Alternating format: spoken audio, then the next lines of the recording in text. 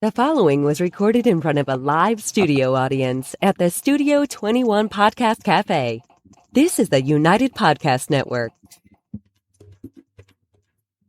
This is Africa Diaspora Connect.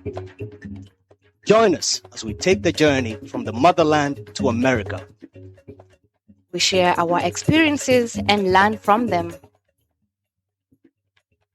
Here is our host, Kevade Gaturu. So, Chrissy. What up? First time around working together one-on-one. I know. Yeah. Thanks for having me. All right. No, thanks for being here. Trust me, much better lens than I had earlier. I'm loving it. I'm loving it. We're going to do amazing things. I know we will. I'm excited. This weather, this winter, though, man, oh, my goodness. This is cold, man. How cold does it get back in Aussie? How cold? Nothing like this. There was a cold day in October, I believe. It was a snap cold day. That was already colder than the coldest day I've ever experienced in Australia. Seriously. And the snow, that kills me, man. But it's 32 winters for me. I'm still stuck here, so I'm going to stop whining and just, wear my big boy boots and just deal with it. Sounds like a plan. So, this is my first. It's your first? Dug my car out for the first time the other day. That was a new experience. All right, welcome. It's called baptismal by fire. Thank you. Man, so today, man, I got this icon coming in, man. This guy he's a shiznay, man. He done everything he's wanted to do in his life. He retired and he found his calling in his 60s, man. Talking about finding that premonition late in life. Hey, at least you can find it, right? You find it. We worked together briefly for a few years when I was developing this amazing diversity program for one of the Fortune 50s that I worked for. And one of the hardest things, some of the things we don't talk about is getting our kids on the right track from a college perspective. You know what I'm saying? Right. What are you picking up for a major? So you have a major in gymnastics. All right, fine. What you going to do with a major in gymnastics? Don't get me wrong, though. But listen, pick it right. 4 years, 4 years of doing what exactly are you accomplishing? What's your game plan? What's your end game? Just go to school. I have a degree. So what? How are we going to turn that into money? Exactly. So we're going to go through that whole concept. And this guy is the real deal. Yeah. So listen, parents out there, get your kids to watch this one. And parents, pay attention. Get your kids to watch this. ADC coming at you. Alan J. McMillan in a second. Alan J, welcome to Studio 21, the home of the African Diaspora Connect, my man. Welcome. It's been a minute. It's been on many, many moons, man. How you doing? I am thrilled to be here. Always thrilled to be working with you, Kabati, my brother. Please. I'm a blessed man. Oh, man. So listen. I'll let you introduce yourself to my audience because I can't do you justice, man. I'll let you go ahead. Introduce yourself, and we're going to full swing with it. How about that? Go ahead and introduce yourself. I'll give you the honors of doing that.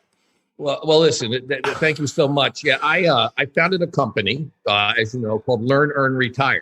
Yeah. To help young people go from campus to career to their eventual financial independence. And my career really spanned Silicon Valley.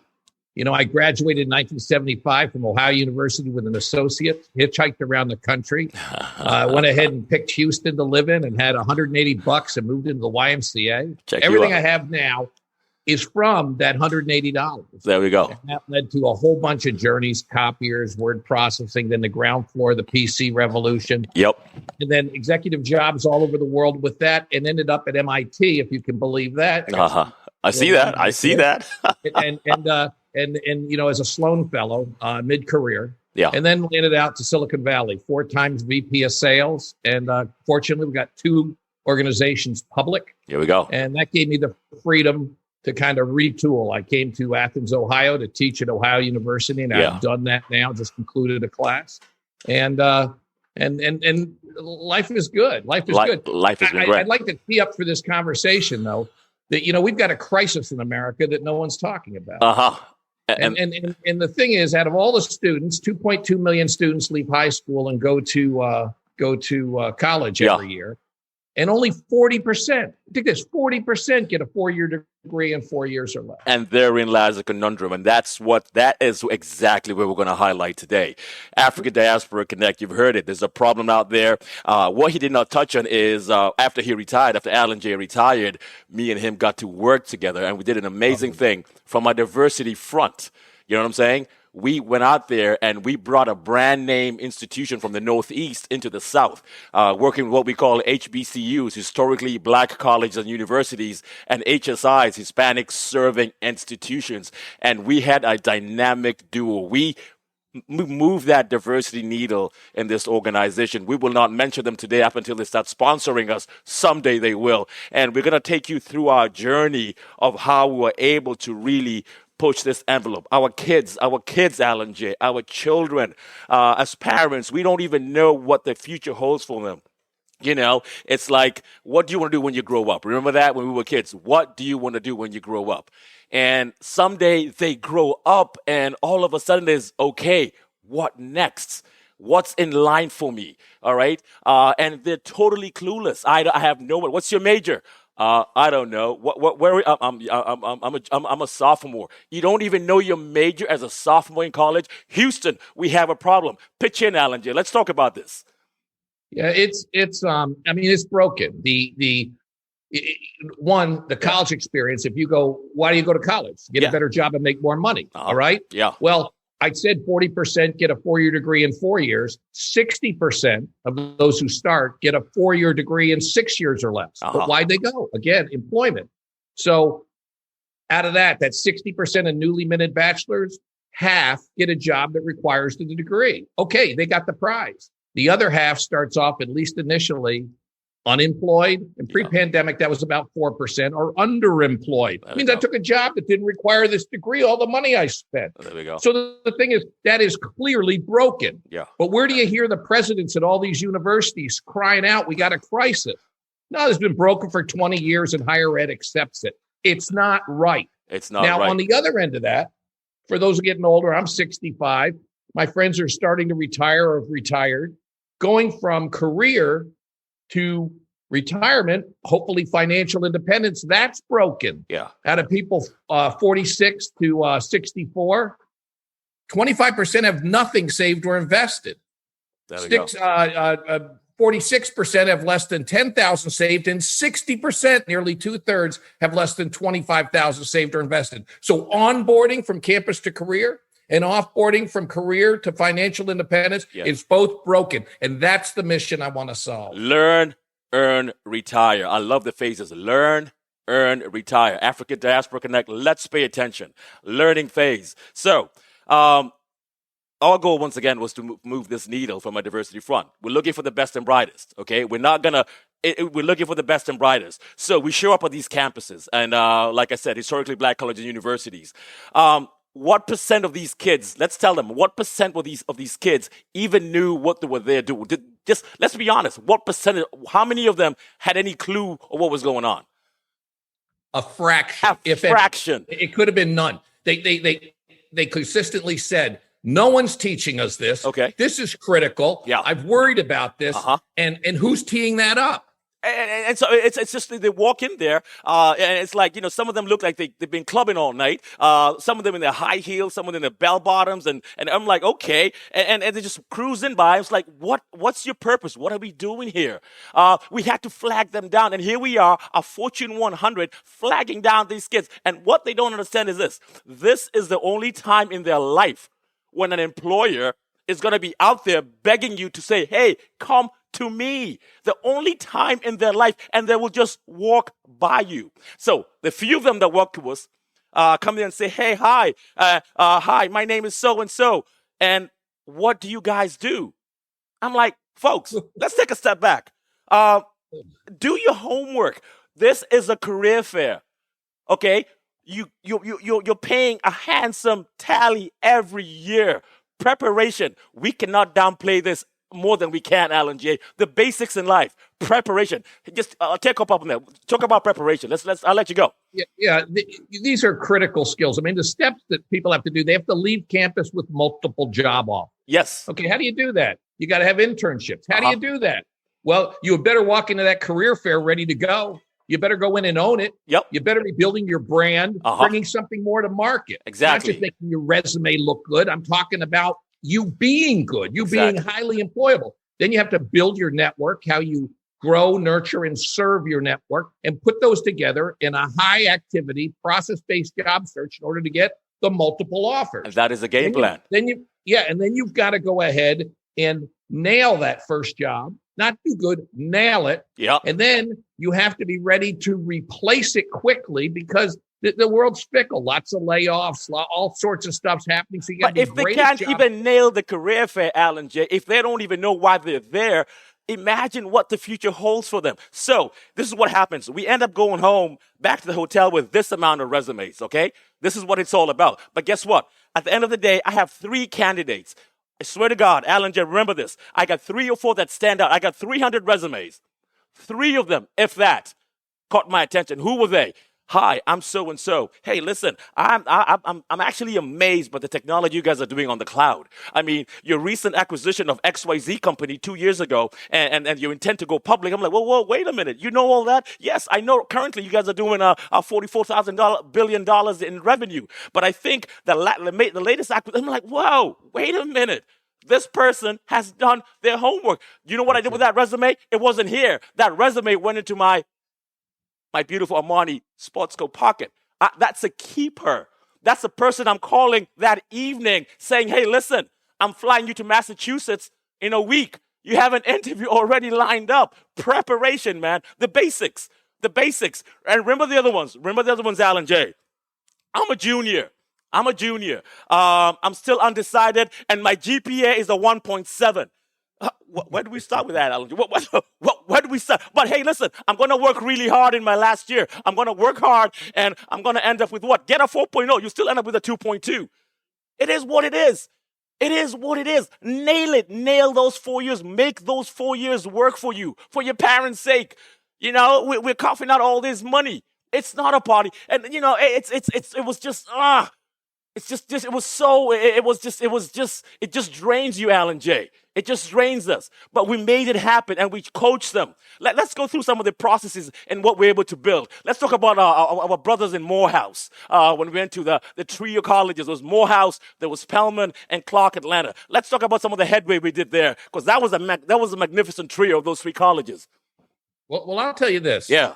In fairness to that, whether I'm at an HBCU or I'm at MIT or if I'm in Syracuse athletics or I'm here at Ohio University, all the students say, no one's teaching us this stuff. Exactly. So here's the cool thing.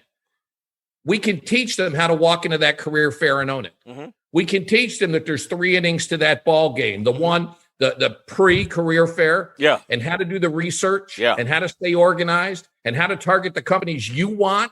Just don't go ahead and browse casually through there. I mean, like the worst thing they do, when you touched on this, they walk into a booth and they go, so what do you do anyway? What do I do? In the land of Google, you know, I came here on a flight. I had a middle seat. I had a crappy dinner last night. I have a hotel room that just wasn't up to snuff. You want to know something? I came here to set up and go ahead and try to find the best and the brightest. That's what I do. Now, I'll tell you what you do. You're not prepared. Period. And it's wrong, but it can be taught. It can be taught. And the cool thing is, if they go ahead and take these requisite skills and deploy them, they can take their game to the next level. And that's what we taught, and that's what we showed them. And the nice thing about the Learn, Earn, Retire portfolio is it's really a how-to course. How to, exactly, and how to work the career fair, how to build your brand, how to follow up. You know, how to stand out at your first job. You know, how to choose a major. What's in it for you? You know, what's the with him? You know, at the end of the day, let's talk about the importance of a key thing in those 4 years, landing that internship and making that internship work for you. Go ahead. Let's talk about that. Well, I think a lot of colleges throw students off on the wrong track. They say, well, like your freshman year, do discovery. Discovery? What are you talking about? If you're going to go ahead and do well, first you have to do that, but you have to do it simultaneously and set little more rigorous goals. If you want multiple job offers, and you do, you want to go ahead and get, and you want to, you get the multiple job offers. You want to get multiple internships. That's the key thing. So if you're a freshman, you need an internship between your freshman and sophomore year. Hardest one to get. Because the hiring horizon is farther out. And a lot of employers don't want that. But you can set the seeds that next year, when you walk into that career fair, I'm there. We remember each other because I left a lasting impression. Very critical. There we go. Then between your sophomore and junior year, you got to have an internship there, and these are internships that are practical in your field. Get you to say, "Am I headed in the right direction?" Open up my eyes, not just check the box. I got an internship, and then one between your junior and senior year. Critical. The road to multiple job offers is paved with internships. That's the key thing, and how to nail that internship. And then what we did over and above that, once we got the kids on campus, we took it to another step further. Okay, we held these seminars. We held these amazing seminars, and just to make them get to that next level. And one of the key topics, one of the key areas where we hit a home run, and going back to what you keep talking about is, it was never taught here, we never learned this in school, was financial literacy. Booyah! Financial literacy, because, hey, listen, a lot of these kids, the ones that I worked with, diverse, minorities, it was never spoken about at the dinner table, at the kitchen table. All right, and just can you walk the audience through the critical components of understanding finances while you're still 18, while you're still 19 years old, and why that's important? Well, the critical thing is, first off, you have to say, hey, this is the long-term goal. Yeah. This is not just get a job. That's right. This is to discover the 4 things. You have to discover a lifestyle that makes you feel happy, successful, fulfilled, and proud. Exactly. At the end of the day, that's what you want. That's an individual definition. Yep. Second thing is, you're going to learn you want that lifestyle to be debt-free over time. I don't have time to drill into that today. We don't have enough time, but we could do this in subsequent sessions if you want. Okay. Then you want to go ahead and build enough income-producing assets. Usually a 401k when you start at work, that one day will provide a substantial amount of wealth for you and your family. So we're teaching retirement from jump. You're 22 years old, and we're already planting a seed about 40 years from now. And that's what's never taught. Go ahead. That's right. And then you want to go ahead and eventually be debt free when you enter into retirement. Yeah. So let's bring it home for this audience. I did a little research. We talked about this. Took a look about median net worth by race, and it's pretty crazy numbers here. So, let's take this up. The median income for a white family in America, this is 2016 numbers, was the best I could get, was $171,000. Okay. A black household was just under 18,000. Say what? Wow. What disparity. Okay. And then a Hispanic household was just under 21,000.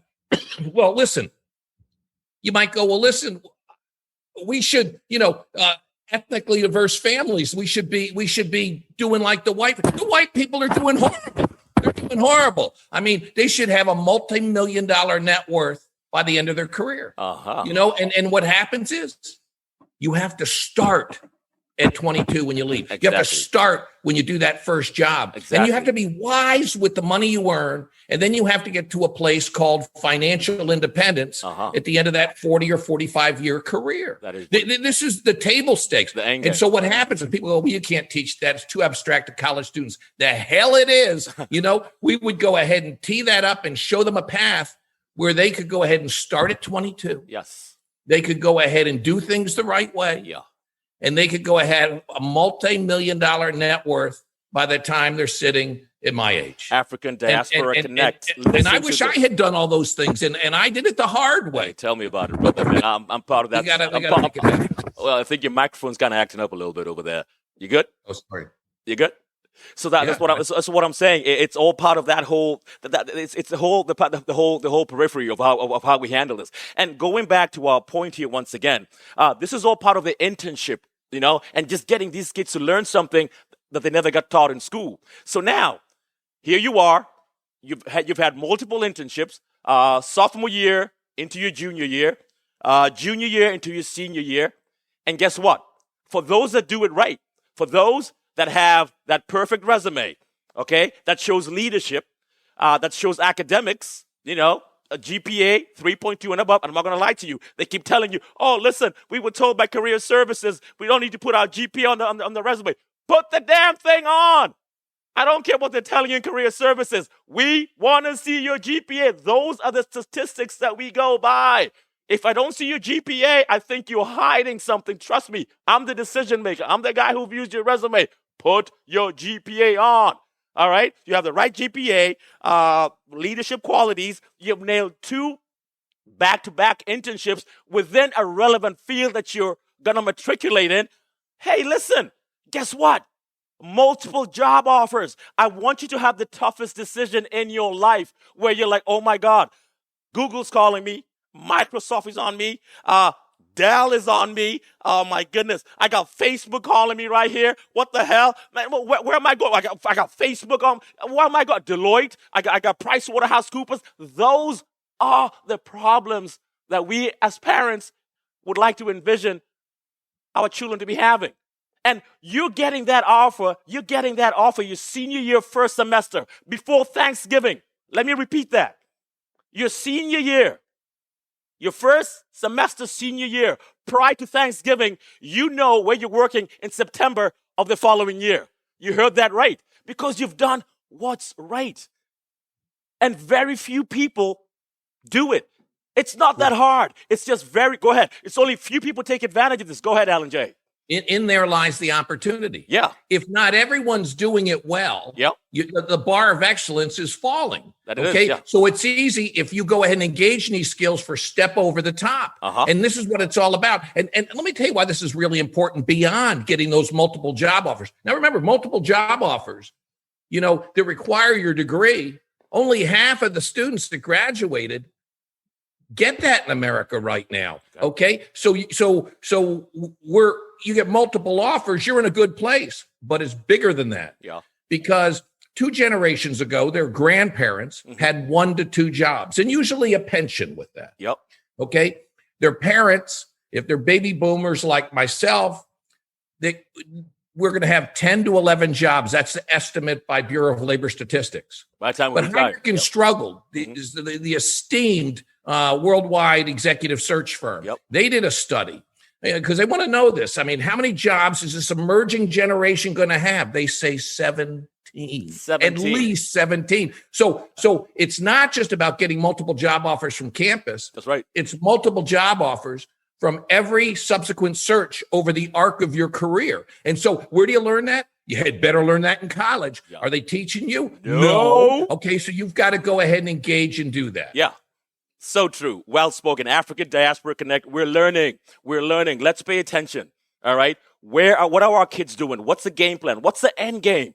Your kids off in college. What are they doing? What's the major? How did you decide on what major is that going to be? And I'll say this, as Africans, Alan J., we're big on nursing. But I'll say this, though. There are 2 professions out there that you'll always have a job, as a nurse or as a computer scientist.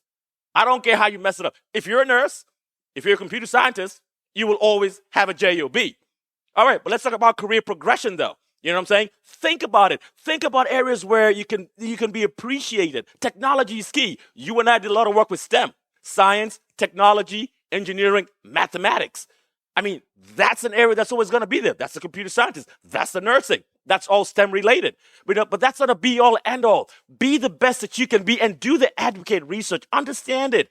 Choose a major that's going to get you where you need to be. Understand how many years it's going to take you to matriculate. As a psychology major, I'll tell you this, with an undergrad degree, you're not going to make any money. And I'm not saying Monday's the be-all, end-all, but I'll tell you this, your school loans will be more money. You're going to be paying more to your school loans than you'll be earning. With a psychology degree, I want you to think about getting your doctorate. Think about it. Do your research. All right? Without your doctorate, ends won't meet. All right? So have that balance. Understand what you're looking for. And I'm not saying it's all about the money. It's not about the do-re-mi. It's not about the dollar. No, it doesn't have to be. But listen, find your passion. Drive towards it. And it's all about you. It's not what we, your parents, want you to do. We will guide you for those of us who have an inkling. But the decision is ultimately yours. So let's talk about graduation now. You've graduated. You've decided to work with, let's pick Dell. I have an affinity for Dell. Why? We'll talk about it some other day. So Dell is your company of choice. What would you advise this new grad lady, beautiful lady from Spelman, who's got this new gig at Dell right now, earning $75,000 a year? How should she handle that? What advice would you give her from jump? What should she do? What shouldn't she do? Well, there's two trajectories. All right. One, she's got a career. She's starting at Dell. Yeah. Okay. Yeah. The second one is she better be on that path to build financial independence and some family wealth by the end of the career. Okay. And so those are the two things. First, we can teach how to go ahead and show up and do something special. Among other things, I would be calling my manager as soon as I got that offer and expressing the gratitude and so excited about going to work. So, but between me finishing up at Spelman and graduating and then showing up at Dell, I want to make sure I do everything I can to prepare to be amazing. I want to be in your office 6 months in where you're high-fiving me and you're saying, wow, what a great performance. Exactly. I want to know what people did that had potential and they hit it out of the park. And that's a rarity, okay? It's called high potential. You want to be that high potential contributor, yeah. Right, and then the ones that you thought they were hypo, and what they do, they fizzle. Okay, you want to understand that, and you want to go ahead and do some stuff. Next thing is I would set some Google alerts. I would go ahead and set it that anytime something comes across about Dell or their competitors, that you're alerted. And every Saturday morning, you get yourself a coffee and you start to read through these things. Let me throw you a curveball. Your head gets How about engaged. LinkedIn? Let's talk about LinkedIn. How about LinkedIn? How critical is LinkedIn? Enormously critical. Enormously. And so you've got to have good skills. It's not just putting your resume out there and saying, check the box, I did it. But you do it in a way that's compelling. Yes. And also you do it in a way that the employer, he might not have been at the career fair. She wasn't at the career fair, but they found you on LinkedIn. Market yourself to the best. It's a two-way street. You got to market yourself to the best of your ability. So how about this? I want to buy that. I'm making $75,000. Hey, man, listen, I love the 3 Series BMW, man. Should I or shouldn't I, Alan J? What should I do? I'm making $75,000. You shouldn't. Why not? I'm making $80,000, Alan J. Come on, man. No. What? You have got to go ahead and be on the path to building enduring family wealth. And it may sound boring, but here, let me give you a statistic just to kind of whet your appetite. Yeah. I have a thing on my website. It's LearnEarnRetire.com, and I have the student retirement calculator. You can go up to payscale.com and find out what a student makes, starting between 0 and 5 years. Median income, and then for basically when they're 42 years old. Yeah. And you can punch these into the calculator. I did that for a student at Ohio University. And you want to know something, as crazy as this sounds, and this has been audited and I've worked hard on this, if you follow the 6 steps that I teach these students, and we don't have time to get into it now, I'd love to come back and talk about that. You're coming back. The 6 steps we give students. They end up with nearly $5 million at retirement. $5 million. Okay, so what does that mean? That means in the beginning, you got to have choices. You got to be wise. Yeah. You have to do things. If you act like your dumbass friends, you're going to end up broke like your dumbass friends. Look at the numbers in America. 60% have less than $25,000 saved or invested. No. It's insanity. You got to be abnormal. But if you know where the goal is and you're excited about the goal, now that's the motivation you need to make things happen. And also, if you take a look at the numbers on the baby boom, the generation before them, they're not impressive. No. So do you want to go that way or do you want to go your own way? Students are not being taught this, and we need to help them. And it's not just students early in the career, because you can't squander your 20s. You can't squander your 20s. It's critical. So I'm bringing my class online in the fall. It's going to be, it's the same class that I taught at Ohio University. Where can we find you? Where can we find you, man? Where can we find you in this World Wide Web? Say it again. LearnEarnRetire.com. All right. Chrissy, you're going to have that. We're going to work on that. You're going to have that Learn, Earn, Retire logo on that. We're going to have that. We're going to have you straight up. We're going to have you in there without a doubt, man. We're going to do that. And so listen, African Diaspora Connect, let's pay attention. There's something I try and teach my 2 older kids, and it's something that Alan J. and myself have talked about before. It's live like no one else, and someday you will live like no one else. Live like no one else. Like we said earlier, college is an opportunity cost. You don't have to go to college, but you decide, hey, what? These 4 years, I could have easily done something different. I could have, whatever. I took 4 years, sacrifice, got myself a lot of loans, but that was an investment. It is an asset. Okay? Exactly. I'm graduated right about now. I'm making an X amount of money. I'm decently off. No. The Toyota I've been driving for the past 5 years, I can drive that for another 5 years. Live like no one else. My coffee's kind of getting blazy here. Live like no one else. And someday you will live like no one else. Cash in now mentally. Cash in now by just doing and just making the sacrifices. Work hard. Outwork everybody, guys.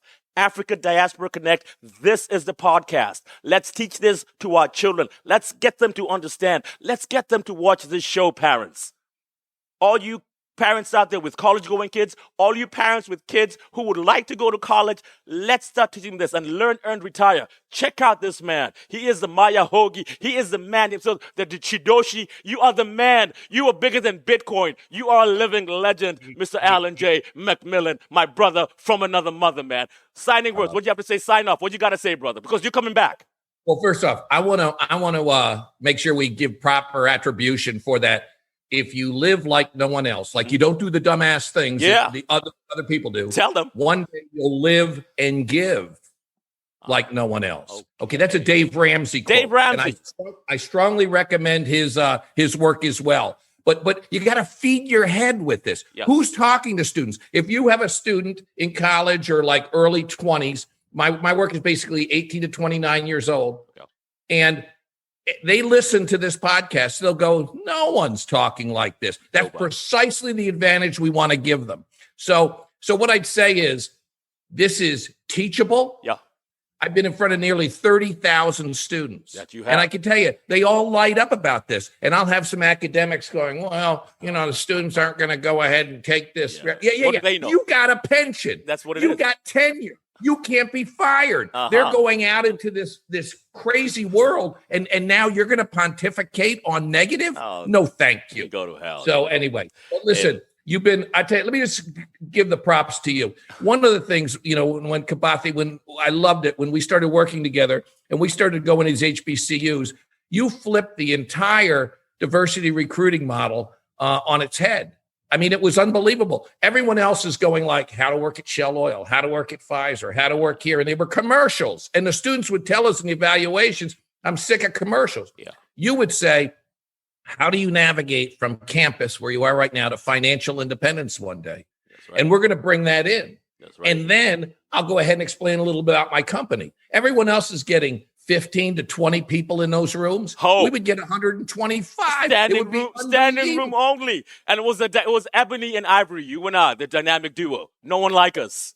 and so that boomed. And the other thing too is made sure that when they had their internships, that we had them motivated and we had them set up to do great things. And guess what? That was the disruptive thinking that you brought to the table. And I got to tell you something. If that was pervasive, a lot of problems in society would be solved right now. So I'm just a big fan of yours, Kibathi. All the way coming out indeed. Athens, Ohio. My man himself, my mentor, good friend, Rock of Gibraltar, Africa Diaspora Connect. Listen, that Quest to 1000. I'm going to do that shuffle. It's called the, what's that kid and what's that guy? What's his name on that show? Fresh Prince of Bel-Air. Calvin, what was his name? Calvin, I'm going to do the shuffle. Once we hit 1,000, I'm going to do the shuffle right here for all of you to see. ADC, man, subscribe to this. Subscribe to this thing if you haven't. Comment, share. This is where it's at. Learn, earn, and someday you'll retire handsomely. Thank you so much, ADC. Give it up, Alan J. Thank you. Rock, thanks for having me. Thank Cheers.